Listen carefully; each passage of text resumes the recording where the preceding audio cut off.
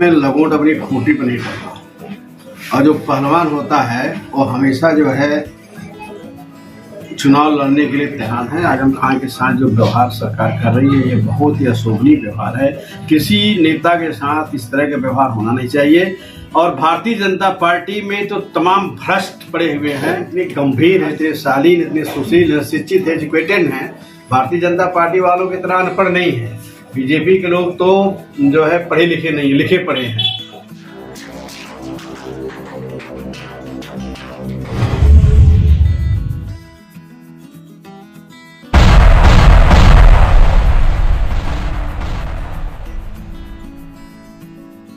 नमस्कार, आदाब, खुशामदीद दोस्तों। मैं हाफिज अहमद कुरैशी, आप देख रहे हैं प्रहरी मुंबई।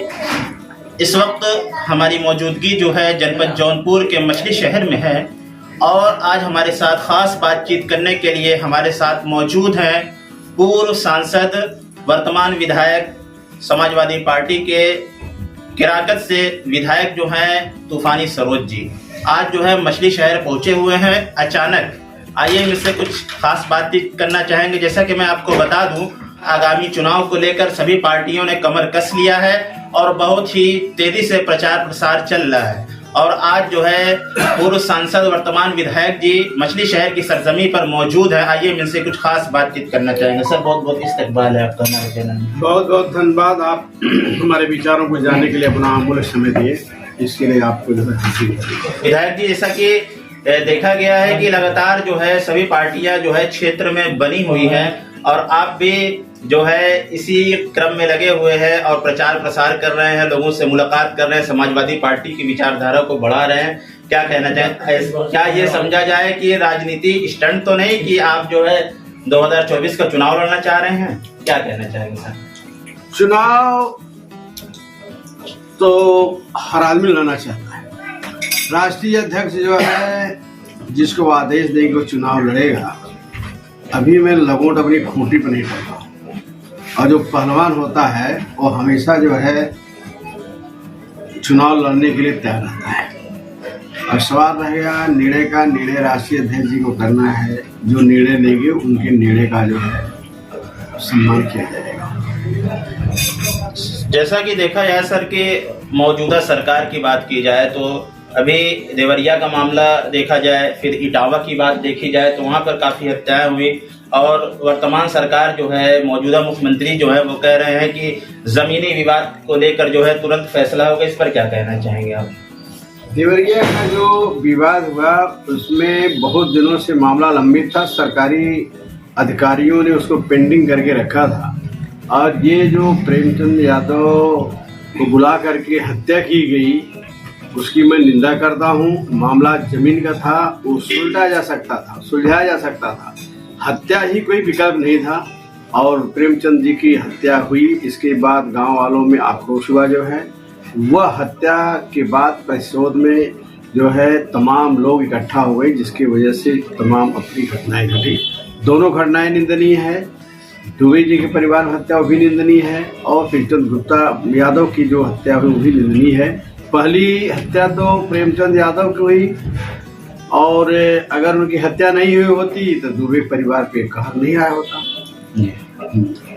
तो सर, जैसा कि देखा जाए कि अभी आजम खान जी जो कि समाजवादी पार्टी से जुड़े हुए थे और आजम खान जी को, उनके बेटे को जो जेल हो गई और जो है अलग अलग रखा गया, इस पर क्या कहना चाहेंगे? ये एक प्रतिशोध की भावना से इस सरकार जो है माइनॉरिटी को, यादव को, जहाँ भी अगर निर्दोष हैं तो भी उनको किसी न किसी तरह फंसा करके जो है प्रताड़ित किया जा रहा है।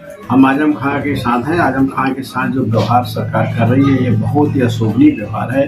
किसी नेता के साथ इस तरह का व्यवहार होना नहीं चाहिए। और भारतीय जनता पार्टी में तो तमाम भ्रष्ट पड़े हुए हैं, भ्रष्टतम से भ्रष्ट पड़े हुए हैं, लेकिन भारतीय जनता पार्टी के अंदर जो है उसे मिस्टर क्लीन है कहा जाता है। जो भारतीय जनता पार्टी में नहीं है उसे जो है कि दोषी करार किया जाता है, उसे दोषी माना जाता है और भ्रष्ट माना जाता है। ये भारतीय जनता पार्टी, अभी आपने सुना होगा मध्य प्रदेश में एक सभा में मोदी ने कहा था कि एनसीपी के 5 नेता जो है बहुत बड़े भ्रष्टाचार में लिप्त हैं जो जल्द ही जेल जाएंगे।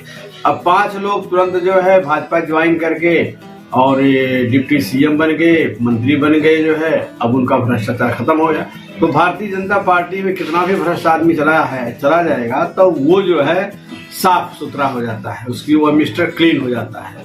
इसलिए मैं कहूँगा कि भारतीय जनता पार्टी एक वॉशिंग मशीन की तरह है। लेकिन भारतीय जनता पार्टी की बात की जाए तो भारतीय जनता पार्टी कहती है कि सबका साथ, सबका विकास, सबका विश्वास की बातें की कर रही है, उस पर क्या कहना चाहेंगे आप? सबका साथ सबका विकास की पोल तो खुल गई है जनता के बीच में। सबका साथ सबका विकास का नारा जो भारतीय जनता पार्टी ने दिया, अब सबका साथ अपना विकास में परिवर्तित हो गया है। पूरे देश की जनता जान गई कि भारतीय जनता पार्टी ये नारा दे करके उसने सबका साथ ले लिया और इसके बाद उन्होंने अपना विकास किया जो है। शुद्ध रूप से ये सरकार 15% के लिए काम कर रही है। दलित और पिछड़ा वर्ग 85% हर क्षेत्र से उपेक्षित है, चाहे सरकारी नौकरी हो, शिक्षा हो, हर तरह से उपेक्षित है। ये सरकार को पूरा, अब जितने भी शिक्षित बैकवर्ड दलित हैं सारे लोग इस बात को जानेंगे कि यह सरकार सिर्फ 15% के लिए ही बनी हुई है, 15% के हित के लिए बनी है। अभी कुछ दिन पहले माननीय राष्ट्रीय अध्यक्ष अखिलेश यादव जी ने प्रदेश अध्यक्ष कांग्रेस पार्टी के अजय राय जी को टिप्पणी की थी, उस पर क्या कहना चाहेंगे? ये अजय राय जी प्रदेश अध्यक्ष है, उनको मर्यादा के अंदर रहना चाहिए। जो उनकी बातें हैं, जो उनका स्तर है, उसी हिसाब से उनको बात करना चाहिए था। अजय राय जी की भी बातें कुछ ऐसी आई थी जिसके जो है जवाब में राष्ट्रीय अध्यक्ष को, हमारे राष्ट्रीय अध्यक्ष इतने गंभीर है, इतने शालीन, इतने सुशील है, शिक्षित है, एजुकेटेड हैं। भारतीय जनता पार्टी वालों की तरह अनपढ़ नहीं है। बीजेपी के लोग तो जो है पढ़े लिखे नहीं, लिखे पढ़े हैं। लेकिन ये जो मजबूरी में जब कोई बात आती है तभी राष्ट्रीय अध्यक्ष ने उनकी बातों का काउंटर किया था। और बाकी कोई अजय राय को कोई ऐसा है कि उनको बदनाम करने की नीयत से या किसी कोई नीयत से ऐसा कुछ नहीं करा। अभी इससे कुछ दिन पहले जो है, कुछ महीने पहले जो है, ओम प्रकाश राजभर जी जो है समाजवादी पार्टी से साथ थे, उनके साथ टहल रहे थे, लेकिन इस बार अभी जो है भारतीय जनता पार्टी के साथ है। अभी कुछ दिन पहले जो है पूर्वांचल में आए हुए थे, अभी 2-3 दिन पहले उन्होंने कहा कि पूर्वांचल की जितनी भी सीट है वहाँ पे सारी सीट जो है हम लोग जीतेंगे 80 के 80। इस पर क्या कहना चाहेंगे? ओम प्रकाश राजभर कब इधर कब उधर, कब किसकी प्रशंसा करेंगे, कब किसकी बुराई करेंगे जो है। ओम प्रकाश राजभर का भाषण सुनेंगे, उन्होंने कहा था कि भाजपा का बाजा नहीं बजा दिया जी तो असल की औलाद नहीं। भाजपा का बाजा नहीं बजा दिया और भारतीय जनता पार्टी की जो वोट देगा वह असल अपने माँ बाप नहीं होगा, राजभरों के लिए। ये सभा में उनकी भाषा थी। तो ओम प्रकाश राजभर के बारे में वो क्या कह रहे हैं, क्या सुने। ओम प्रकाश राजभर तो मंचों से भाषण देते थे, जोगी जी को मठ में भेज दूंगा, टिकट फ्लाइट कटा के रखा हूँ जो है, और गाना गाते थे कि चल सन्यासी मंदिर में। और आज जो है जब ये भारतीय जनता पार्टी की तरफ इन्होंने अपना कदम बढ़ाया है, तब अब योगी जी कह रहे हैं कि मेरे अंगने में तुम्हारा क्या काम है।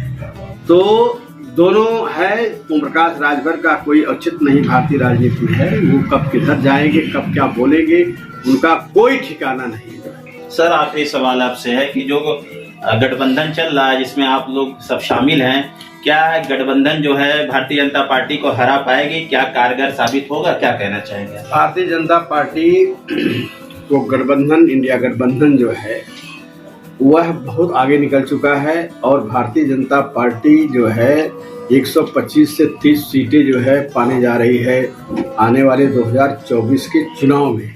गठबंधन जो है बड़े बम्पर वोटों से आगे है, सीटों से आगे है जो है, कोई तुलना ही नहीं। पूरे देश की जनता अब परिवर्तन चाहती है और वैसे भी हर 10 साल के बाद परिवर्तन होता है। और भारतीय जनता पार्टी के कृत्यों से सारे लोग जो है जागृत हो गए हैं। अभी घोसी में चुनाव हुआ था, हम लोग वहाँ थे जो है, दलित समाज के लोगों के द्वारा ये कहते पाया गया कि यहाँ तो बसपा ने कैंडिडेट नहीं खड़ा किया है, लेकिन हम लोग समाजवादी पार्टी को वोट देंगे क्योंकि समाजवादी पार्टी ही भारतीय जनता पार्टी को रोकेगी और जब भारतीय जनता पार्टी रुकेगी तभी हमारे देश का संविधान सुरक्षित रहेगा, मान सम्मान सुरक्षित रहेगा, स्वाभिमान सुरक्षित रहेगा, आरक्षण सुरक्षित रहेगा। बड़े पैमाने पर दलित समाज भी ये इंडिया गठबंधन को वोट देने जा रहा है। बैकवर्ड तो साथ में है ही है, सारे लोग माइनॉरिटी, बैकवर्ड, दलित, सारे के सारे लोग एक प्लेटफॉर्म पर खड़े होकर के भारतीय जनता पार्टी को शिकस्त देंगे और भारतीय जनता पार्टी हर बूथ पे जमाना जमाएंगे। ठीक है, बहुत बहुत शुक्रिया। जैसा कि नाजरीन आपने देखा, हमारे साथ जुड़े हुए थे पूर्व सांसद वर्तमान विधायक जनाब तूफानी सरोज जी। उन्होंने अपनी बातों को बहुत ही अच्छे, बहुत ही बेबाकी से रखा। इसी तरीके की खबरों को देखने के लिए दोस्तों आप प्रहरी मुंबई हाफिज नियामत को फॉलो करें। मैं अलविदा चाहूँगा। जय हिंद, जय भारत।